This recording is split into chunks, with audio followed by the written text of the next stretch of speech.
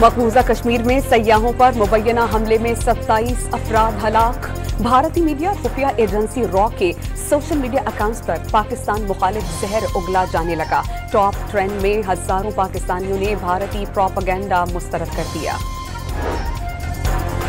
जनूबी एशिया में अमन और इस्तेहकाम बाहमी इक़दामात और जौहरी खतरात में कमी से मुमकिन है। Chairman joint chief of staff committee Sahir Shamshad Mirza का इस्लामाबाद में आलमी कॉन्फ्रेंस से खिताब। कॉन्फ्रेंस में अक़वाम मुत्तहिदा, चीन, रूस, कनाडा और यूरोपीय ममालिक के माहिरीन की शिरकत।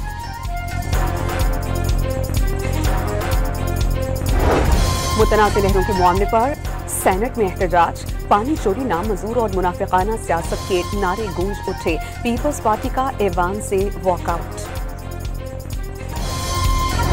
और 3 मैचेस हारने के बाद मुल्तान सुल्तान्स की जारहाना बैटिंग। लाहौर कलंदर्स को जीत के लिए 228 रन का हदफ दे दिया। यासिर खान 87 और इफ्तिखार अहमद 40 रन बनाकर नुमाया।